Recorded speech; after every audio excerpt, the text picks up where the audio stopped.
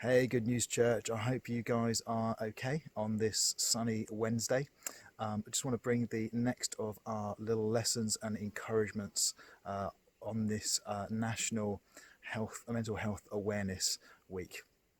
As I was out today, I've stumbled across behind me a beehive. I've never discovered a wild beehive when I've been walking before, but there it is. I don't know if you can see in the log behind me.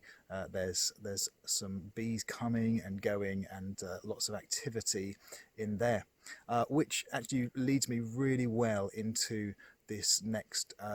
This next encouragement that I want to bring, which is that God gives us a purpose for our well-being and our mental health. Now, I'm pretty sure that these bees aren't going to sting me because I've been here for a little while and they've just ignored me. But just so that I don't have the embarrassment of being stung and crying like a small child on camera, I am going to move and continue this in just a moment. Well, hey, good news, church. I've escaped the bees, so that's good. Much less chance of me embarrassing myself on camera, although who knows what might happen when it comes to me. So if you have been following along with this series, you'll know that we are considering different things that God has given us to help us in our mental well-being. This is National Mental Health Awareness Week, and so we wanted to do this just to give this some consideration, because we believe that there are things that God has put in place to help us with our physical well-being and our mental well-being. And like exercise and eating the right sorts of food can help us in our physical health and uh, although, of course, exercising and eating the right things don't necessarily guarantee physical health, so we believe that God has given us things that we can do or use to encourage good mental health, although, of course, it does not guarantee that if we do these things that we will be mentally whole, as it were.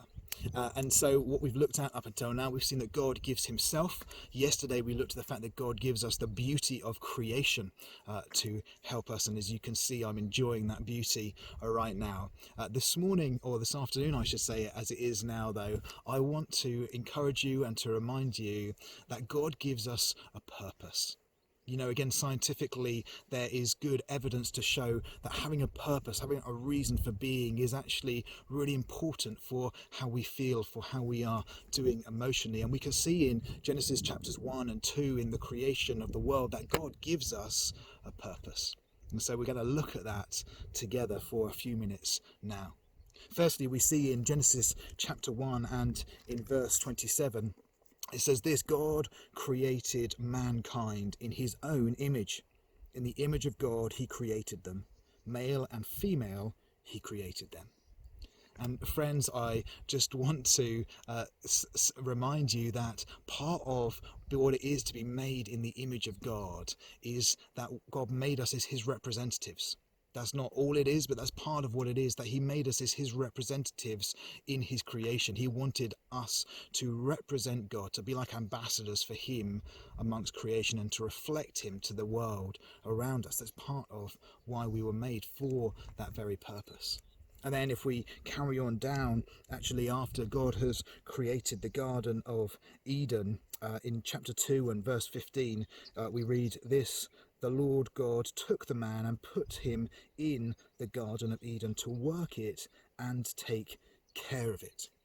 God gives Adam a purpose of tending and nurturing the garden, the creation that he has made. He's to tend it and to cause it to produce and to thrive. That's why he was created. God gives Adam and Eve a purpose. Now, actually, at this time of coronavirus, when there is lockdown and when there have been many people made redundant or put on furlough, it's interesting that we can feel that lack of sense of purpose, because often we find our purpose in our work, in the things that we do, and that's not an inherently wrong thing. You see, Adam found purpose and was given a purpose in tending the garden. He was given a job to do. And sometimes we can see work as a bad thing, as a necessary evil, but actually it's not. Work is a God-given gift. It's a good thing. Although our mind and the way we think about work can take it so that it ends up not being a good thing, it's not inherently bad. Work can give us that sense of purpose. And during this time where there are people in furlough, there are people being made redundant, whilst there are people who are wondering, am I going to have a job to go back to at the end of this epidemic, at the end of this time? Actually, this can be a really difficult one, because it is often our work, and it is often there that we find our purpose, we find our reason for being. I found it interesting that for those who weren't able to work or aren't able to work during this time of coronavirus, that they have gravitated to doing jobs around the house, painting the shed, tidying the garage, doing the garden, or whatever that might be. And friends, if you're watching this or listening to this and you're one of those people, you're one of those people who is struggling not having work, and you've painted every room in the house and you haven't got a garage to tidy, and you're feeling a bit low because of the sense of a lack of purpose, then this afternoon I should say, this one is for you. And I want to encourage you with two particular things today. The first is this, that whilst God created work, and work is a good thing and can give us a sense of purpose, I want to remind you that it is not our primary reason for being. Actually, work isn't the primary reason that God created us.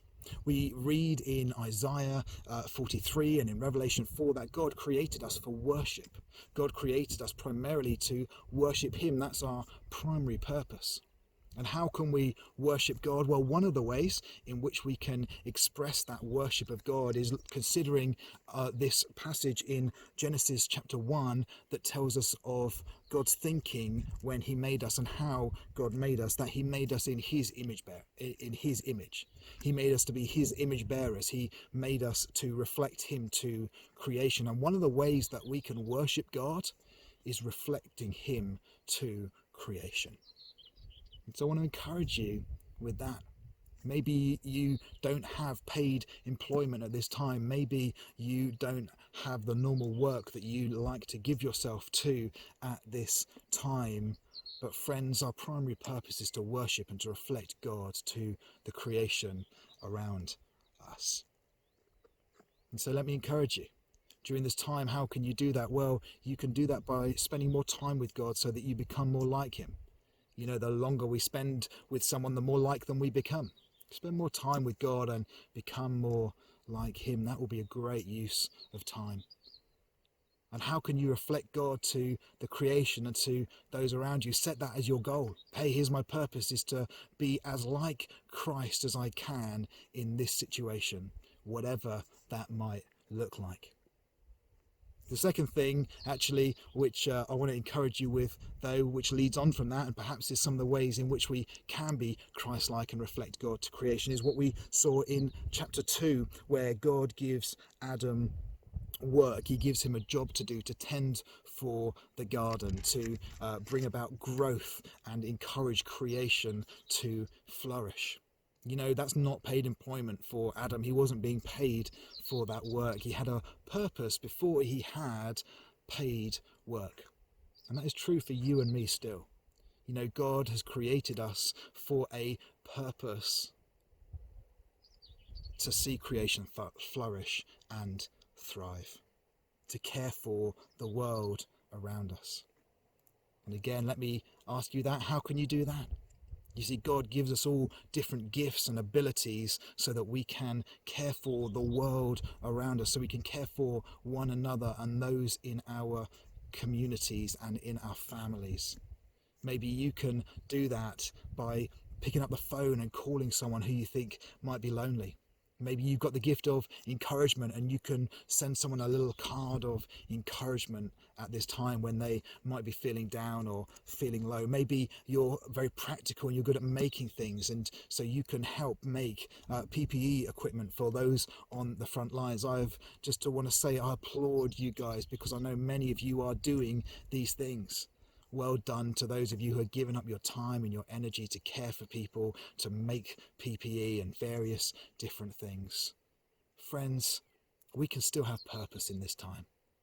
And so let me encourage you with this. If you are struggling, if you are wrestling with not feeling a sense of purpose, let me ask you this. What gifts has God given you? What gifts has God given you that you can use to reflect him to the world around you? What gifts has God given you that you can use to encourage and bless those around you? How can you reflect God to this world? How can you worship as the primary purpose that you were made? And friends, I just want to finish by saying that maybe you're watching this and you do have work on, and you have lots of work on, and it seems to me like right at this moment in time, either people have far too much work to do or they have not enough. There's no middle ground. It seems to be one or the other. If you're in that first camp and you're like, oh no, here's another thing that I've got to do, I feel like more of a failure. This is not supposed to be a jobs list. This little series isn't a list of things to do, but just a list of things that God has given us in creation to help us with our mental well-being. And certainly rest is an important part of that, and we will come on to that in a few days' time. And so this isn't a beating over the head, here's a list of things that you've got to be doing and should be doing, but it's just a reminder, hey, remember that you have a purpose. And friends, if you're watching this and you're a Christian, if you're a believer in Jesus, I want to remind you what Peter reminds us in his letter when he says, for this purpose you were made. And what is that purpose? It is the purpose of reflecting Christ, of showing the love of Christ, of revealing Christ to those around us. And so let me encourage you. We have a wonderful purpose in God. I want to pray. Father, I thank you that you created us for a purpose. I thank you that you created us for the purpose of bringing glory to your name, but also for the purpose of caring for your world and for the creation that you have made. And during this time when there are many people whom you have made in your image who are suffering and who are struggling, Father, would you help us to use our gifts and our abilities to love them and to care for them. I want to pray for my friends who are watching or listening to this, who are struggling right now with a lack of a sense of purpose. May they know that they have purpose in you. May they find you. May they spend time with you, seeking you for what it is that you're calling them to. Lord, I pray for those who are swamped, who feel like they are burdened with too much already. I pray that this would not be another burden for them. It would not be another thing to feel like they're failing at, but that they would know that your burden is easy and that your yoke is light. And Father, I just ask, would you bless those who are watching this? King Jesus, we love you. We thank you for the purpose you've given us. Help us to bring about that purpose well and see your name glorified on this earth. We love you, God. Amen. Friends, looking forward to catching up with you soon. Enjoy the rest of this sunny day. Bye-bye.